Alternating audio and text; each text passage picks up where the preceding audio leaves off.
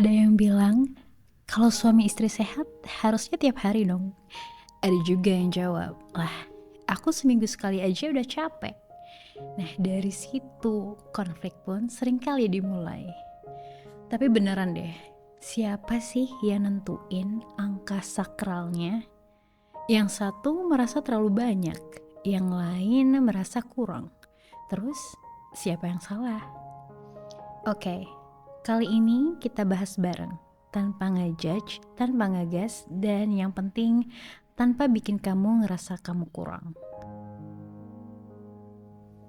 Zaman sekarang tuh aneh, kalau suami istri jarang berhubungan, dikira nggak harmonis. Kalau sering, dikira oversexed. Yang benar yang mana sih? Bahkan di media sosial, mulai banyak pasangan yang pamer tentang kehidupan ranjang mereka.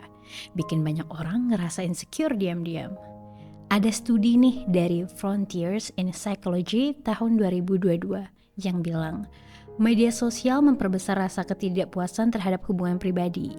Karena kita ngelihat highlight dari orang lain, tapi malah ngebandingin sama behind the scene-nya diri kita. Padahal ya, setiap pasangan itu unik. Ada yang nyaman berhubungan tiap hari, ada yang cukup seminggu sekali. Tapi ketika kebutuhan gak ketemu, muncul tuh pikiran-pikiran berbahaya. Seperti, aku kurang menarik ya? Atau, apa dia udah bosen sama aku? Bahkan, dia kayaknya gak sayang aku lagi. Bukan sekedar tentang berapa kali ya, tapi ini soal rasa dilihat, dihargai, dan diterima. Karena buat sebagian orang, seks bukan cuma soal fisik, tapi bukti cinta. Nah, sekarang kita lihat datanya ya. Menurut riset dari Social, Psychological, and Personality Science, pasangan yang berhubungan sekali seminggu cenderung lebih bahagia dibanding yang lebih jarang. Tapi, menambah frekuensi lebih dari itu gak otomatis bikin lebih bahagia ya. Jadi, kalau kamu ngerasa cukup seminggu sekali, itu bukan berarti kamu kurang normal. Ada juga laporan dari Kinsey Institute yang nunjukin pasangan suami istri yang usia 30-an rata-rata berhubungan 1-3 kali per minggu. Tapi penting dicatat, data ini rata-rata, bukan target yang harus kamu kejar ya. Kita perlu sadari bahwa tubuh kita beda, jadwal kerja juga beda, energi beda, dan yang paling penting, kebutuhan emosional kita juga beda.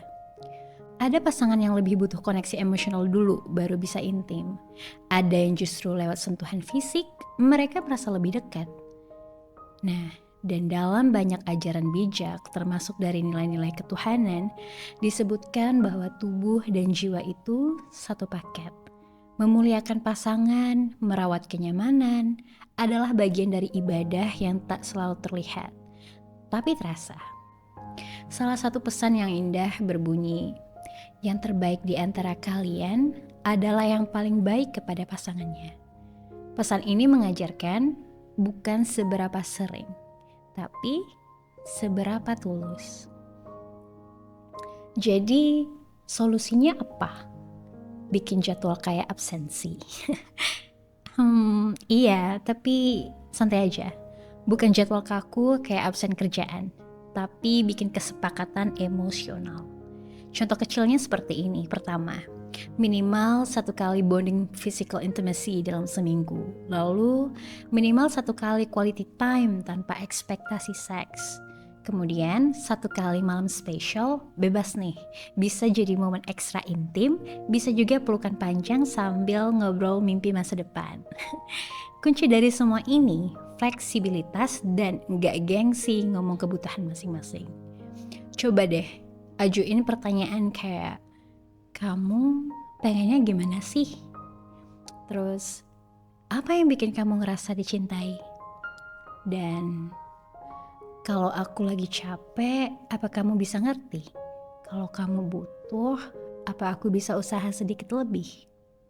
Nah, di sini komunikasi lebih penting daripada angka. Karena menurut riset dari Journal of Sex Research tahun 2020, kualitas komunikasi seksual pasangan berbanding lurus dengan tingkat kepuasan hubungan jangka panjang.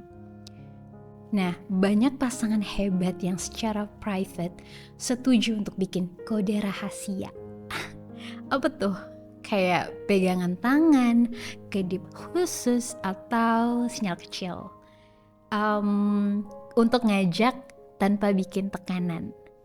Karena gak semua orang nyaman langsung ajak to the point. Kamu dan pasangan kamu tuh berhak loh nemuin bahasa cinta kalian sendiri. Kalau dipikir-pikir, hubungan suami istri itu bukan cuma tentang tubuh bertemu tubuh kan, tapi dua jiwa yang saling menampung rasa. Dalam banyak petuah bijak kita diingatkan, kebahagiaan itu hadir saat kita memperlakukan pasangan dengan kasih dan kelembutan. Makanya setiap sentuhan, pelukan, tatapan, kalau dilakukan dengan niat untuk menyenangkan hati pasangan, itu bisa jadi bagian ladang pahala yang luas loh. Nah, tapi kalau seks cuma jadi rutinitas kosong atau pelarian dari masalah emosional yang gak diberesin, nah, maka hubungan bisa hampa. Karena itu, sebelum tangan saling mencari, biarkan hati duluan saling mendengar.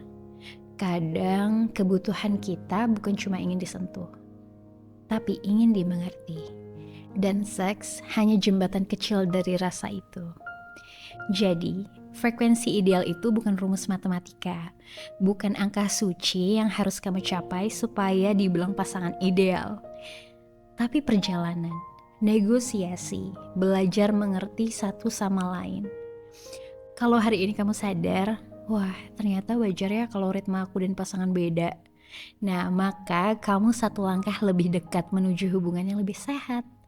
Tapi tunggu dulu, ada satu hal yang paling penting. Kadang, seks juga bisa jadi pelarian dari konflik yang gak selesai. Bahaya gak? Bisa banget, bahaya banget. Nah, di video selanjutnya kita bakal bahas seks bukan solusi konflik. So stay di sini karena misi kita bukan sekedar punya hubungan yang puas, tapi hubungan yang penuh cinta, sadar, dan utuh.